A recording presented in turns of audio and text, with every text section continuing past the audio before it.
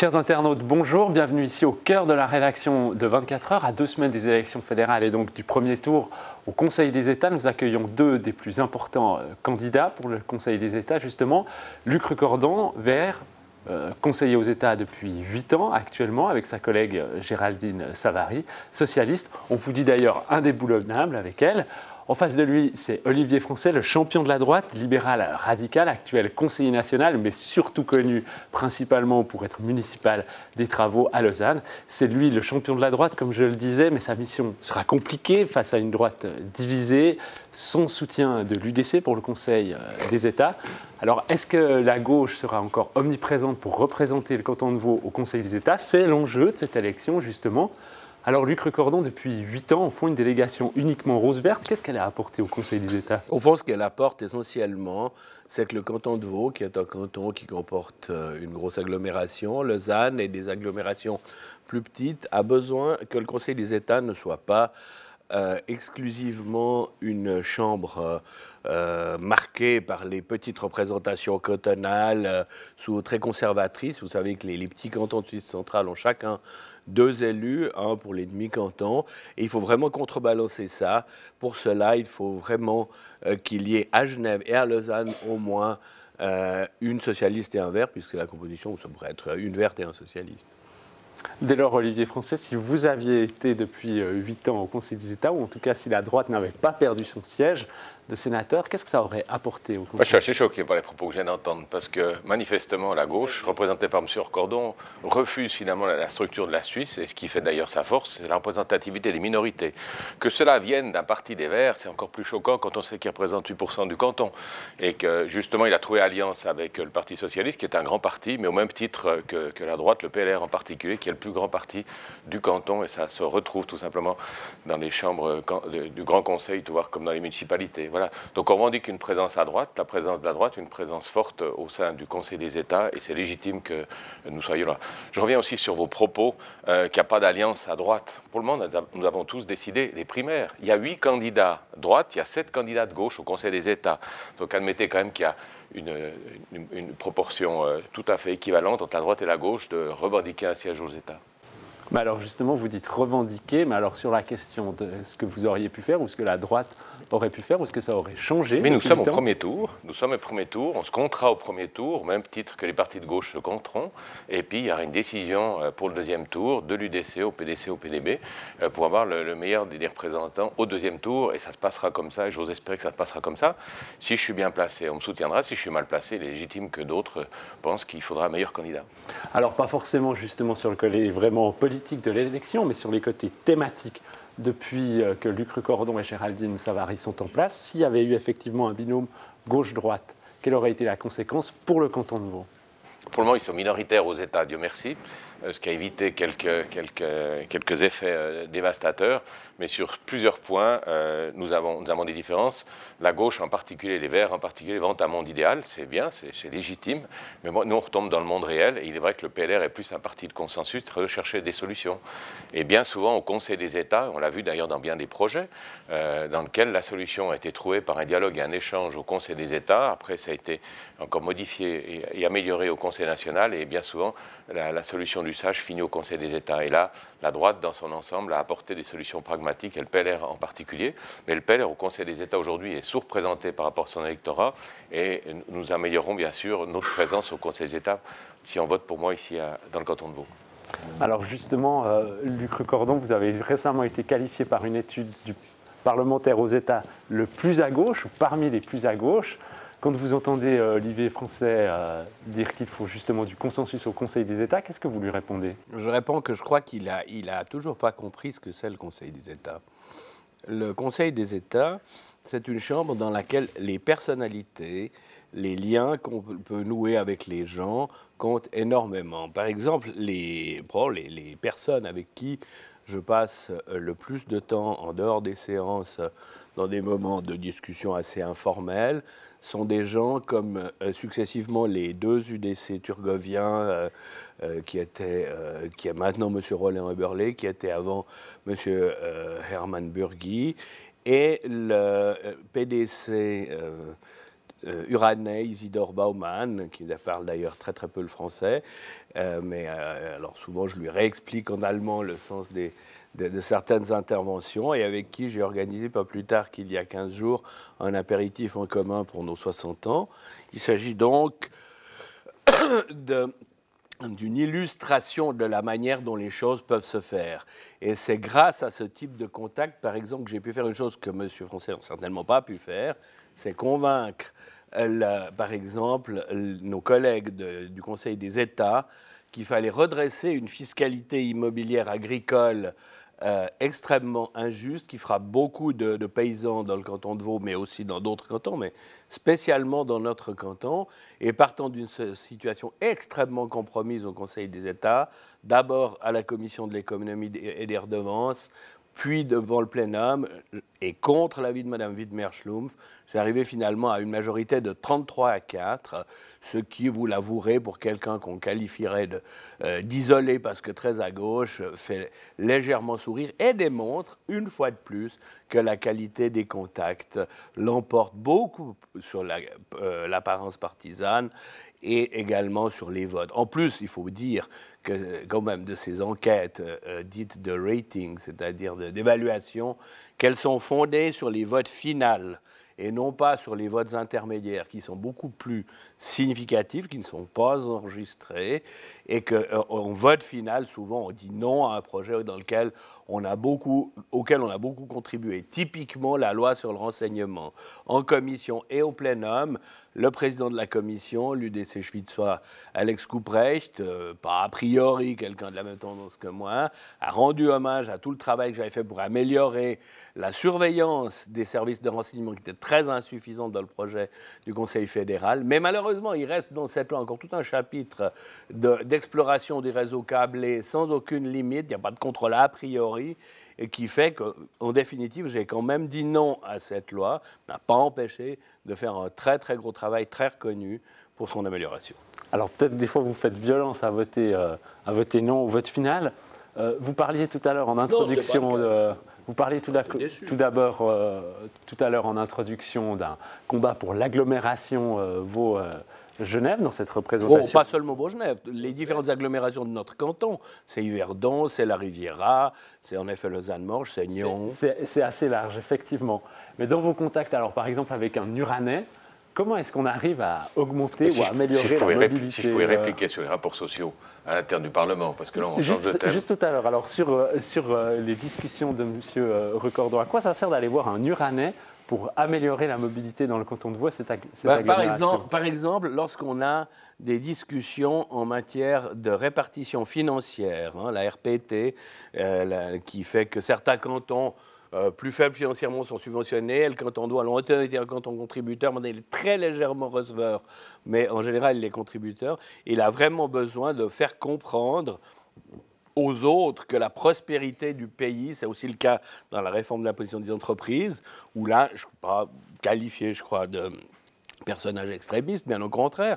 Il faut arriver à faire comprendre à des gens, comme mon excellent collègue Isidore Baumann, que la prospérité du pays et de son canton même dépend aussi de notre capacité à mettre dans la caisse, grâce à la prospérité relative du canton de Vaud, un peu meilleure sans doute que celle du canton d'Oury, un peu d'argent.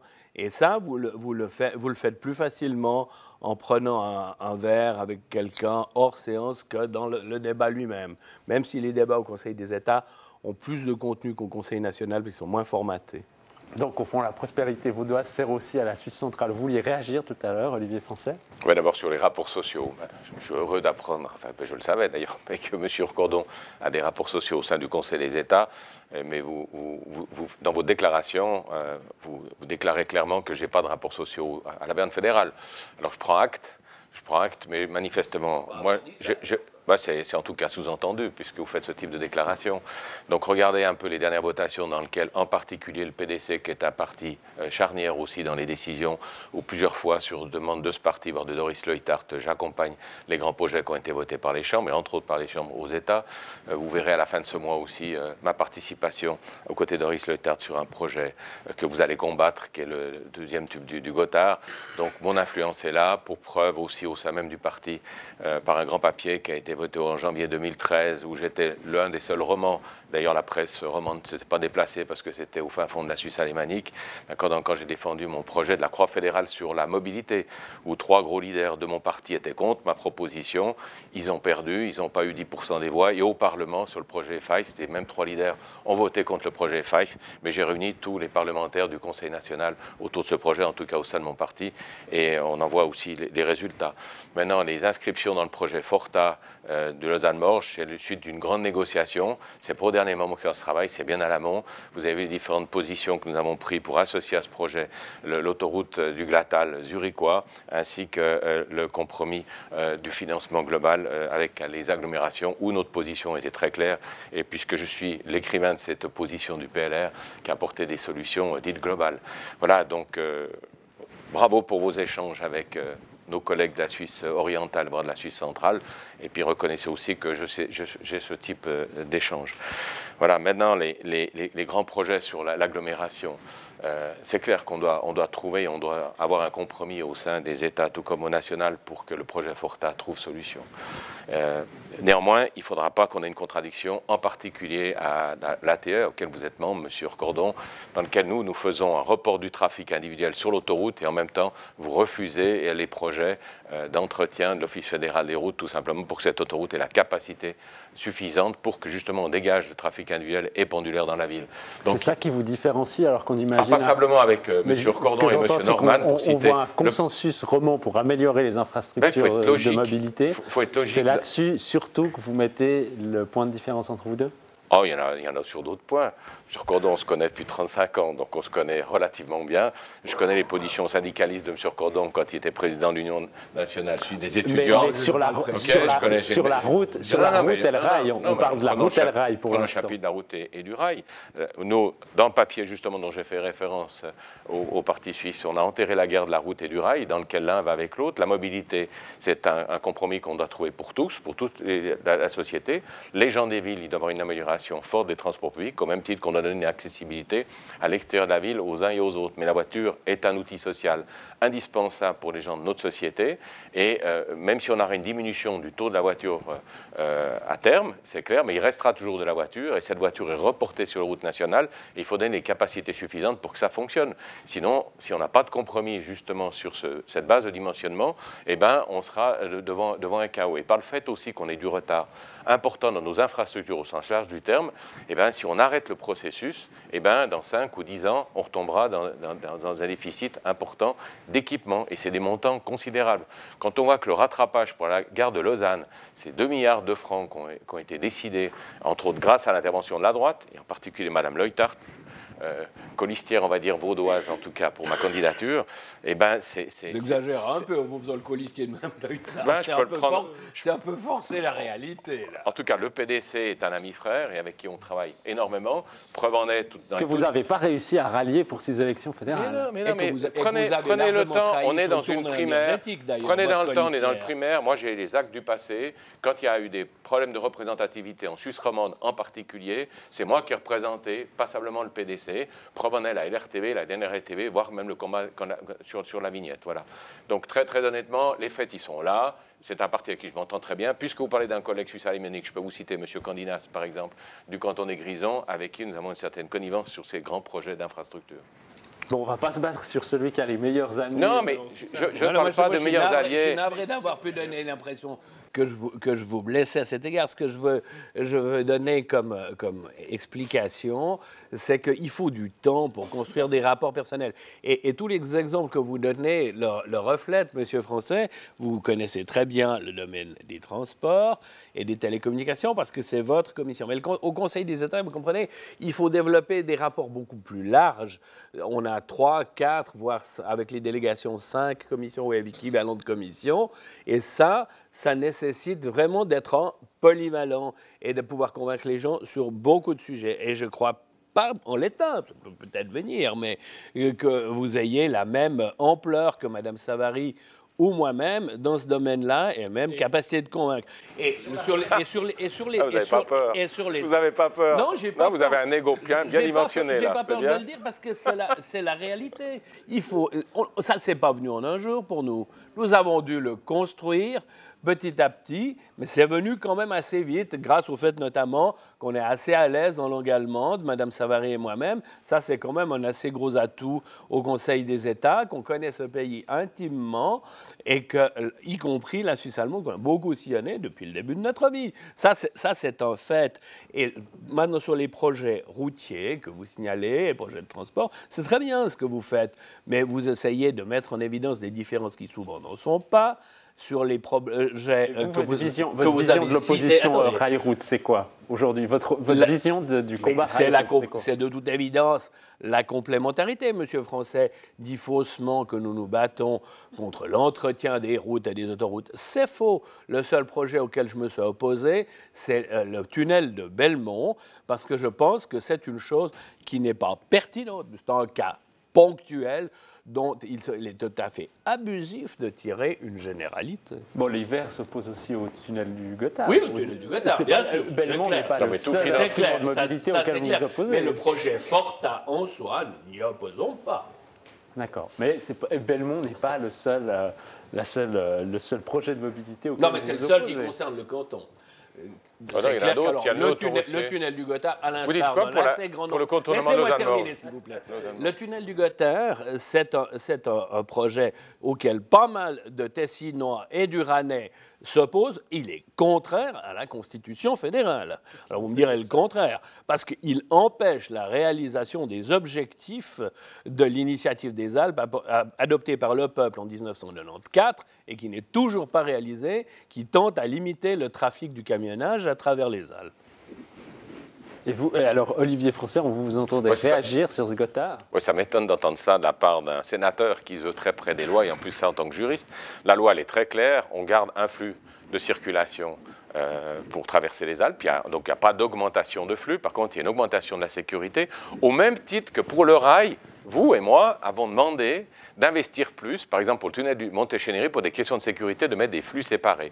Le projet du Gothard, c'est juste ça, c'est 2 flux séparés, point chose terminée, et il n'y a pas d'augmentation de capacité. Et vous êtes un ingénieur comme moi, et vous savez faire de l'hydraulique aussi bien que moi, puisque le principe du transport, c'est ça. Maintenant, j'adore le principe, le fait que c'est vrai que mon cortex se résume à ce qui se passe sous mon casque. Hein. Voilà, c'est ce que j'entends de la part de M. Recordon, et c'est assez cocasse. Manifestement, vous n'avez pas suivi mon influence, particulièrement de la commission de gestion, quand il a fallu traiter l'affaire de l'UBS à Thun, dans lequel c'est exclusivement en langue allemande, et dans lequel j'étais assez fier d'entendre le secrétaire de la commission le dimanche soir, vers 7h du soir, de dire eh ben, c'est intéressant de voir pour qu'une fois des sujets aussi complexes ont été traités essentiellement par les romans, et on a plus parlé français qu'on a parlé allemand ce jour-là. Voilà, alors je peux vous prendre d'autres thèmes, j'ai fait un certain débat sur infrarouge, j'ai pu montrer que j'avais quelques connaissances et quelques compétences aussi pour apporter une solution à l'AVS, et j'attends aussi vos propositions pour limiter le travail au noir, en particulier, qui représente quand même 47 milliards sur le PIB, et si on touchait tout simplement les recettes, si on aurait les recettes sur ces 47 milliards, on a 4,7 milliards de recettes nouvelles. Voilà, c'est une proposition. Aux États, vous avez juste oublié aussi les agriculteurs. Je suis allé voir M. Berset pour lui dire, tu as juste oublié sur l'AVS que les agriculteurs ont encore le droit de travailler après 65 ans. Il faudrait peut-être aussi adapter tout simplement le concept pour aussi que les agriculteurs touchent les recettes qu'ont droit tous les agriculteurs. Mais à 65 ans, c'est le coup près. On a oublié cette souplesse. Alors, je peux vous en citer des autres. Il faut prendre un peu le temps pour lire, je reconnais. Moi, pour ma part, j'ai été élu pour avoir 2 mandats. J'ai aussi clairement spécifié que j'arrêtais mon double mandat au mois de juin de l'année prochaine, et pour me consacrer plus aux affaires fédérales.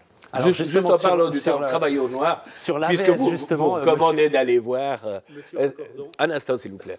Si vous me recommandez d'aller voir ce que vous faites, moi, je vous recommande d'aller voir juste sur le travail au noir, que j'ai été le rapporteur à l'époque au Conseil national de la commission qui a fait la loi sur la lutte contre le travail au noir. Alors justement, à propos social, travail et AVS, récemment, le Conseil des États a voté pour l'augmentation de l'âge de la retraite des femmes à 65 ans. C'est pas vraiment une décision de gauche, ça. Non. Et d'ailleurs, évidemment, je n'ai pas voté cette proposition parce que, en l'état, le Conseil fédéral nous dit ceci, et ça pourrait tenir. Il nous dit, on va faire un effort considérable pour améliorer la situation des femmes en matière salariale sur le marché du travail. Si cette proposition était concrète, on peut admettre une compensation, l'augmentation à 65 ans de l'âge de la retraite pour les femmes. Mais ça reste pour l'instant de pure parole. Alors, comme j'ai confiance dans Alain Berset, je veux bien croire que ça va venir. Et si d'ici la fin du projet de prévoyance, le Conseil fédéral vient vraiment avec une stratégie énergique dans ce domaine de l'égalité salariale entre hommes et femmes, là, on pourra admettre ce point-là.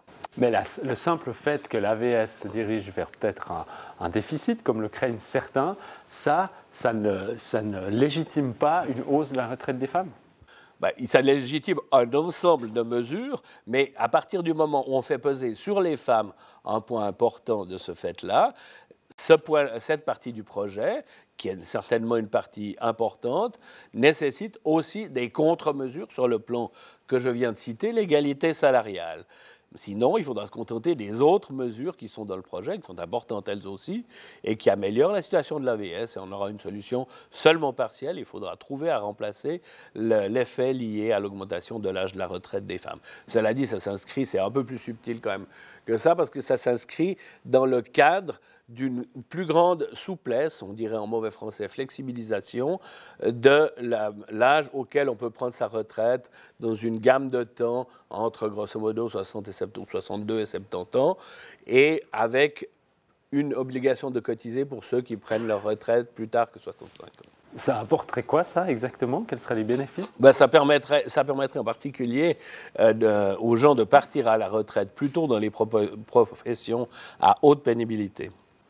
Quelque chose qui devrait plaire alors à Olivier Français, qui veut mettre en avant ou créer une exception pour les agriculteurs. Absolument. Nous, ce qu'on revendique, c'est plus de flexibilité et puis il y a le choix de la personne de prendre la retraite quand elle le décide. Là, la reconnaissance de la pénibilité, je prends par exemple les entreprises du monde du génie civil et des tunnels en particulier, par exemple, ou les travaux très très lourds dans ce métier-là, il y a une flexibilité de l'âge de la retraite par convention collective. On peut même donner la retraite ou trouver en tout cas les mécanismes financiers pour garantir à l'employé une retraite convenable dès 60 ans. Donc ça, c'est un plus et on est content qu'aujourd'hui toute la population puisse bénéficier de cette flexibilité, voire même que ceux qui veulent continuer à travailler après 65 ans peuvent travailler, doivent cotiser. Et puis, je trouve que ce côté-là, je crois qu'on se rejoint avec M. Recordon, mais c'est une exigence qu'on avait depuis un certain nombre d'années. Et on est content. Maintenant, j'ai fait la réflexion par rapport aux agriculteurs. Malgré qu'il y ait 15 lois qui ont été modifiées, il en manque une, quoi. C'est celle-là. Peut-être qu'on en retrouvera encore d'autres dans lesquelles il faut encore affiner les choses. Et c'est le côté intéressant de notre fonctionnement, c'est qu'une chambre étudie, le deuxième fait une correctif, parfois même révise des points fondamentaux qui ont parfois été oubliés. D'ailleurs, des fois, on fait aussi des erreurs. Le Conseil d'État fait des propositions, je prends via Secura, dans lequel il y a une proposition qui était faite, qui est un peu rude. Nous, on ne l'a pas vue à la Commission de transport. J'étais rapporteur, j'assume la faute. Et à terme, il faudra qu'on corrige parce que malgré même les échanges entre le national et les États, parfois, il y a des erreurs que la société sanctionne, puisqu'on a commis des votations où on a sanctionné nos décisions. Mais au même titre que parfois, il faut reconnaître qu'on doit améliorer la chose. Mais la proposition telle qu'elle est faite aujourd'hui, à part l'augmentation de 70 francs par année, l'augmentation de 70 francs par année pour l'AVS nous interroge, puisqu'aujourd'hui, on n'a pas les moyens financiers de se le payer. Et on pense qu'on peut trouver d'autres solutions pour le financement de ce cadeau qui est donné, cette générosité qui est donnée par les États aujourd'hui. Actuellement, donc, le système vers lequel on se dirige, ce serait un cadeau pour les retraités, d'après vous? Disons que moi, je suis toujours pour la progression sociale, il n'y a pas de problème, il faut juste avoir les moyens de ses ambitions. En l'occurrence, aujourd'hui, l'AVS est déficitaire en 2014, elle est annoncée tout autant déficitaire, si ce n'est plus en 2015. Ça fait un certain nombre d'années qu'on annonce qu'on va avoir un bilan négatif dans la caisse AVS. On nous a dit attendez. Alors on a eu de la chance parce qu'on a une belle conjoncture, parce qu'on s'est mieux porté par rapport aux pays qui nous entourent, le milieu économique s'est mieux porté. Mais aujourd'hui, les faits sont là, c'est qu'en 2014, on a un déficit, non pas structurel, mais un déficit tout simplement numérique qui montre que aujourd'hui, il y a beaucoup de retraités, il y a près de 2,3 millions de retraités en Suisse et que les recettes ne suivent pas. Aujourd'hui, il faut beaucoup plus on a une diminution en plus de ça du nombre de cotisants pour les retraités et ce pourcentage s'est divisé par plus de 3 en l'espace de 20 ans, donc ça a des conséquences. C'est tout simplement mathématique, n'est-ce pas, chers collègues? Alors ça, sur le nombre de cotisants, justement, c'est pas quelque chose où il y a forcément un consensus entre la gauche et la droite. Bon, si, je veux dire, le nombre de cotisants, comme le dit Olivier Français, c'est mathématique. Ou peut-être alors sur le nombre de personnes qui peuvent, sur le nombre exact de travailleurs qui peuvent prendre en charge un rentier. on voit des estimations différentes. Ah, les prévisions. Oui, alors les prévisions en matière d'AVS, elles sont très difficiles sans doute, elles sont très multifactorielles. Et celle qui disait que l'AVS serait dans les chiffres rouges en 2020, on sait déjà aujourd'hui qu'elle était tout à fait exagérément catastrophique ou catastrophiste. Mais ça ne veut pas dire pour autant que l'AVS, à un moment donné, ne se trouvera pas en difficulté, parce qu'il y a quand même la démographie, la structure démographique avec passablement plus de travailleurs âgés qui pèsent là-dessus. Donc c'est pour ça qu'il faut une réforme de la prévoyance vieillesse, ça c'est certain, à terme. Maintenant, un des facteurs qui contribue beaucoup à assainir l'AVS, c'est le nombre de travailleurs étrangers. Alors sur ce plan-là, c'est un avantage considérable pour les assurances sociales. Il faut bien le dire, le problème des travailleurs étrangers pose d'autres questions, mais pour la prospérité de l'économie en général et en particulier pour les assurances sociales, c'est très profitable. Il n'y a pas passablement de gens. On a encore rencontré un l'autre jour en rentrant de Strasbourg qui m'expliquait qu'il avait travaillé en Suisse un certain nombre d'années, mais qui ne savait pas trop comment il allait pouvoir bénéficier de l'AVS suisse. C'est un Français en l'occurrence. Vous imaginez, celui qui repart dans des pays plus lointains, par exemple, après avoir travaillé chez nous, il laisse l'argent dans la caisse et il ne l'utilise pas. Ce n'est pas très juste, mais c'est dans la réalité des faits. Ces gens-là sont souvent là, jeunes, ils bénéficient relativement peu des prestations, à moins que, je ne sais pas quoi, il y a un décès, une rente de survivant, mais dans l'ensemble, souvent, ils ne sont pas là au moment de l'âge de la retraite. Donc ça, c'est un très, très gros avantage. C'est un très, très gros avantage pour nous. Il faut leur rendre cet hommage. Et c'est leur absence qui va sauver l'AVS. C'est leur absence et leur départ qui sauverait l'AVS. Vous savez, M. Signorel, il faut arrêter avec ces grandes formules. Sauver. Ça se saurait en politique s'il suffisait d'un élément pour sauver quelque chose. La plupart des problèmes sont, comme je l'ai dit tout à l'heure, multifactoriels. Alors, c'est un élément important. Comme la question de l'âge de la retraite des femmes, ces problèmes-là se résolvent jamais avec un coup de baguette magique et un seul élément de solution. Alors ce serait une bonne chose de les voir partir au moment de la retraite. C'est triste pour eux. D'abord, ils ne partent pas tous, mais c'est un fait. Simplement, il faut en prendre acte, c'est un fait. Il faut leur rendre cet hommage. Ils financent nos assurances sociales et n'en tirent pas toutes les prestations qu'ils pourraient en obtenir, c'est un fait. C'est un fait positif alors. Ce n'est pas un fait positif pour eux, mais c'est un fait positif pour le système. D'accord. Très bien. Olivier Français, vous avez la même analyse de l'apport des immigrés au système suisse de la prévoyance? Écoutez, pour moi, la personne qui a travaillé chez nous et qui retourne dans son pays d'origine a le droit à cette retraite. Et on doit plutôt on parle de la Suisse propre, hein, on se fait chaque fois des remarques sur ce qu'on doit à l'autre, et en l'occurrence, on se doit de rembourser ou de donner à celui qui a travaillé les prestations sociales qui lui sont dues. C'est pour ça d'ailleurs, nous, dans nos projections, on prend en compte le fait que le travailleur étranger qui retourne chez lui a droit à cette cotisation, et c'est pour ça qu'on a cette différence avec M. Cordon, c'est qu'on pense qu'à terme, enfin c'est déjà même un certain nombre d'années qu'on le dit, dans lequel on va sur un déficit relativement important sur la caisse AVS, et qu'on doit trouver les sommes nécessaires, mais ce qui est dû doit être donné aux travailleurs qu'il habite en Suisse ou qu'il habite à l'étranger. D'ailleurs, il y a eu des mesures qui ont été prises ces dernières années qui qui donnent en tout cas à la personne, qu'elle soit en Suisse ou qu'elle retourne chez elle, bien avant la retraite, on annonce les droits à chacun, et ce qui permet, entre autres, par un nouveau système de communication, ça permet aux uns et aux autres de dire, ben voilà, j'ai ces droits et voilà, donc on doit les accompagner. Donc il y a eu un gros effort qui est fait. Donc aujourd'hui, pensez qu'à terme, cette somme qui n'est pas réclamée par la personne qui retourne dans son pays, c'est des sommes de plus en plus faibles et qui sont marginales. Et c'est pour ça que elles sont de plus en plus marginales, elles sont de plus en plus faibles. Et voilà, donc on doit avoir une politique saine sur le bilan financier de l'AVS. En 2020, c'est plusieurs centaines de millions qui manqueront à la caisse. Donc plus on prendra du temps pour trouver la solution au Parlement, et bien plus on devra demain payer le déficit des autres. Et moi, en tout cas, dans mon credo, j'en ai plusieurs, mais il y en a un, c'est d'abord que le monde du travail, qu'on ait le minimum de chômeurs, et puis surtout que les dettes d'aujourd'hui ne soient pas les impôts de la génération qui nous suit. Bref, il faut être responsable et assumer aujourd'hui un bon équilibre financier, au même titre qu'on a pu faire passer en son temps le frein à l'endettement. Être responsable en termes de prévoyance aujourd'hui, c'est également baisser les rentes du deuxième pilier pour vous? Écoutez, ça c'est aussi mathématique. Je ne crois pas que M. Recordon me contrera, quoi. Je veux dire, à l'époque, il y a un modèle qui a été fait sur d'abord un rendement de l'argent. Aujourd'hui, vous connaissez le rendement de l'argent. Donc, on ne peut pas promettre des choses qui ne peuvent pas être tenues. Par contre, il faut garantir un système financier aux nouveaux cotisants, parce que ça, c'est fondamental. Parce qu'aujourd'hui, on travaille avec une règle de calcul qui a 20 ans d'âge et qui n'est pas du tout adaptée. Par contre, on doit être attentif aussi à ceux qui ont cotisé avec certaines promesses. C'est comme un contrat de travail qu'on a signé avec l'un comme avec l'autre. Donc on doit être attentif avec la nouvelle génération. Leur charge sera plus importante que pour une génération comme la mienne, au même titre qu'à notre génération, on peut se poser la question si on n'a pas fait un effort tout simplement pour qu'on ait les prestations sociales minimum. Voilà, donc il y a un plus aussi qui a été donné, c'est les gens qui ont les petits boulots. On a diminué justement l'accès à la LPP, ça c'est une excellente chose, puis ça permet entre autres à compléter l'AVS, et ça c'est un plus qui est donné. Donc maintenant il faut trouver la solution ensemble. Il y aura sans aucun doute un référendum et j'ose espérer que M. Recordon accompagnera la bonne solution.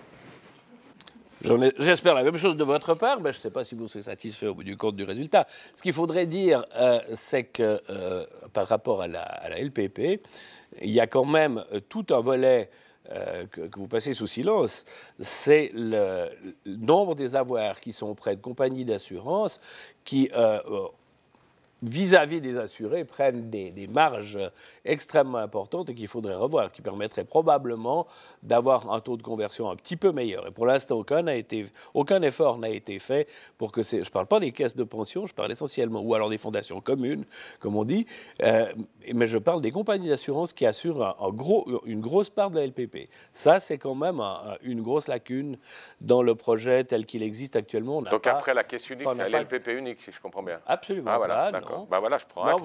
Le peuple vous croyez qu'en tournant les choses en bourrique, vous rendez sympathique. Monsieur Français, soyez intellectuellement un peu plus haut quand même, je vous en prie. Il n'y a pas besoin d'une caisse unique, il y a besoin de mettre des règles de bord, comme souvent, par rapport à des gens qui exagèrent dans ce domaine-là. C'est beaucoup plus compliqué que ça. Il y a parmi vos soutiens dans le canton de Vaud, vous parliez du PDC, entre autres. Certains au PDC ont l'idée que l'AVS et la prévoyance professionnelle sont des thèmes qui sont directement liés à l'asile, à l'arrivée de migrants, de requérants d'asile. Est-ce que ça, vous partagez cette vision ? Permettez-moi de ne pas avoir compris la question. Là, parce que c'est la première fois que j'entends cette théorie. On entend certains de vos alliés PDC dire que l'avenir de la prévoyance en Suisse est directement lié, en tout cas la baisse de la prévoyance est directement liée à l'asile en ce moment.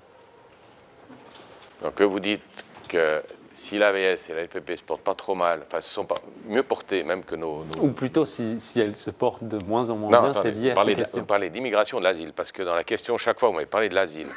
Alors là, alors attendez, l'asile, c'est un autre thème que l'immigration. Alors si vous faites la référence avec l'immigration nous a apporté un plus, en tout cas dans nos assurances sociales. On en a parlé, voilà. Ça, de non, d'accord, mais alors l'asile, jusqu'à présent, je ne savais pas que l'asile avait un effet direct ou indirect avec l'AVS. C'est le cotisant qui a le droit. C'est-à-dire que si les requérants d'asile sont autorisés à travailler, comme c'est en général des gens assez jeunes, alors effectivement, ça va avoir le même effet que l'ensemble de l'immigration, c'est-à-dire que ces gens-là vont soutenir nos assurances sociales, parce que ce sont des travailleurs cotisants. Pour ça, je suis parfaitement d'accord, sous condition qu'ils aient le travail, j'ose espérer qu'ils pourront rentrer dans leur pays le plus rapidement possible et que la guerre qui est dans leur pays, qui a provoqué cette immigration qui est théoriquement temporaire, on trouve solution. À partir du moment où la personne en asile a le droit au travail et cotise, on retombe dans le système dont vous avez parlé tout à l'heure et dans lequel ils auront droit de toute façon à leurs prestations sociales. Le Conseil fédéral propose de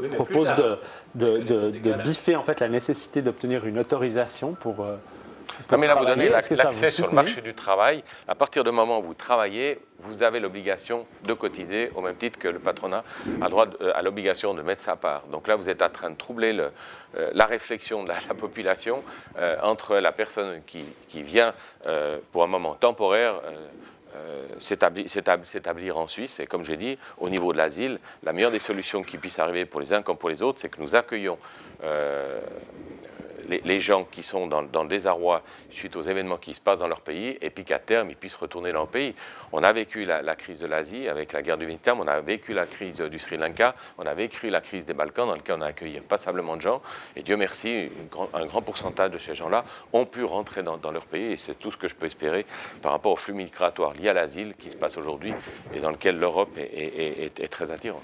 Mais il en reste quand même, chez nous, une proportion forte, importante, qui contribue en effet à la prospérité de ce pays, qui est non pas seulement sur le plan économique, par le rapport aussi à notre société. Je prends par exemple un professeur vietnamien que je connais bien à l'université de Neuchâtel. C'est des gens vraiment qui enrichissent notre pays. Et c'est vrai qu'ils ne repartent pas tous. Malheureusement, ceux qui repartent sont compensés jusqu'à maintenant par des gens issus d'autres crises. Le monde est ainsi fait et mal fait, qu'il y en a toujours. Donc, il y a quand même un certain flux constant de ces gens qui, finalement, alimentent aussi notre société en force nouvelle.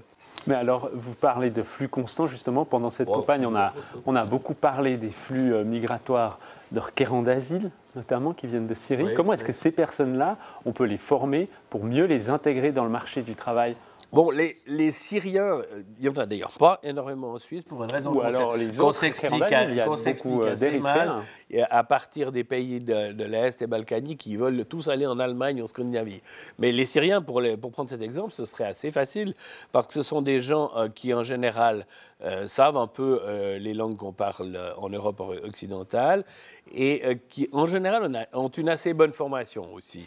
Donc ça, ce n'est pas tellement un problème. Mais alors, ça peut être le cas avec d'autres personnes, et là, il y a un vrai effort de formation à réaliser, mais il ne faut pas les cantonner trop longtemps dans des positions où ils ne peuvent pas travailler. Raison pour laquelle je suis chaud partisan, et je défends depuis bien longtemps, avant que ce soit venu à l'ordre du jour maintenant du monde politique suisse, l'idée selon laquelle il faut beaucoup aider sur place, avant les passages épouvantables que ces gens-là doivent accomplir à travers la Méditerranée, par exemple en les aidant à s'installer dans des camps, mais qui ne soient pas les horribles camps en Libye, aux mains des passeurs et autres mafieux, mais des camps comme on en voit en Tunisie, dans certaines mesures, au Liban, mais il faut beaucoup aider. En Turquie, la Turquie, vous avez peut-être entendu qu'elle était en train de discuter avec l'Union européenne tout récemment d'un accord pour accueillir encore plus de réfugiés, en contrepartie de quoi l'Union européenne accorderait une bilatérale, si on veut dire un accord de libre circulation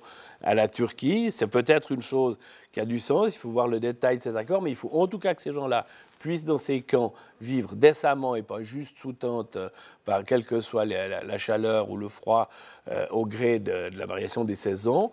Ça me paraît intelligent. Il faut aussi qu'à cet endroit-là, ils puissent, le cas échéant, déposer des demandes d'asile, éventuellement des demandes d'asile groupées, qu'on examine sur place avant qu'ils fassent ces transits invraisemblables à travers la Méditerranée ou à travers les pays de l'Est. En lançant votre campagne, il y a 3 semaines, 1 mois, vous sous-entendiez que les pays de l'Est, justement, devaient remplir le quota d'accueil d'immigrés. Qu'est-ce que vous entendez par là ? J'entends, ça c'est une autre proposition que nous avons défendue au Conseil de l'Europe, là, avec Éric Vauru de l'ancien syndic de Morges, qui siège encore jusqu'à la fin de la législature. C'est de dire, c'est en fonction de la force économique des pays, peut-être par exemple du produit national brut, que les pays doivent se répartir les réfugiés. Ça me paraît quelque chose d'absolument évident. Alors, il y a des pays qui font des efforts considérables, peut-être aussi parce qu'ils y trouvent un certain intérêt, en particulier l'Allemagne de Mme Merkel, qui a fait vraiment des propositions très positives. Il y a les pays scandinaves aussi. La Suisse n'est pas dans les plus mauvais de ce côté-là, il faut le dire. Mais alors, il y a vraiment des pays extrêmement réticents en Europe, le groupe dit de Visegrad, qui réunit des pays comme la République tchèque, la Slovaquie, la Pologne. Et si vous prenez par exemple la Pologne, la République tchèque et la Slovaquie, c'est typiquement des pays qui peuvent faire un effort plus important. On ne leur demande pas des efforts démesurés, mais au prorata de leur produit national brut. Et là, il faut vraiment que, dans le cadre des discussions qui ont lieu dans l'espace de Schengen et dans les pays adhérents du système de Dublin, par ailleurs de plus en plus vermoulu, il y ait un véritable accord raisonnable sur la prise de réfugiés. Actuellement, on parle de 120 000. Jean-Claude Juncker parlait de 160 000. Ce sont des chiffres extrêmement faibles à l'égard des 2 millions qui sont en Turquie ou même à l'égard des 70 000 que la Suisse a accueillis à l'époque de la plus forte de la crise des Balkans, en particulier du Kosovo. Olivier Français, la Suisse en fait trop, pas assez dans l'accueil des migrants, des réfugiés? Alors sur les flux migratoires, et en particulier dans le domaine de l'asile, il faut bien se rendre compte qu'à travers le monde, on est à plus de 10 millions de gens qui sont en immigration permanente. Hein. Il y a des conflits, on est à 14 millions exactement d'après les chiffres, et puis avec les moments de guerre, il y a... Je parle des chiffres entre pays et pays, hein, mais vous avez raison, au niveau du monde, on parle de 25 millions au global de gens qui sont affectés par des mouvements guerriers, on va dire comme ça, et ça a des conséquences. Donc c'est vrai que les 100 à 200 000 personnes qu'on pourrait accueillir en Europe, c'est relativement faible par rapport au problème des flux migratoires. La Suisse, elle doit travailler avec ses pays voisins. Et ses pays voisins, c'est la France, c'est l'Allemagne, c'est l'Italie, c'est l'Autriche et l'Angleterre. Ils sont dans une constellation qui s'appelle l'Europe. Et c'est vrai qu'on doit travailler avec l'Europe et, si possible, travailler avec les mêmes mécanismes. Voilà. Après, il y a un contrôle du flux migratoire parce que c'est vrai qu'on ne peut pas accueillir malheureusement toute la misère du monde. Par contre, au niveau de la Suisse en particulier, il y a une reconnaissance en période aussi difficile que ça d'accueil dit provisoire. C'est la gestion des personnes qui sont en flux migratoire et c'est le thème de l'asile comme longtemps. De ce côté-là, on a apporté pas mal de réponses. Mais aussi il faut avoir la garantie d'équipement.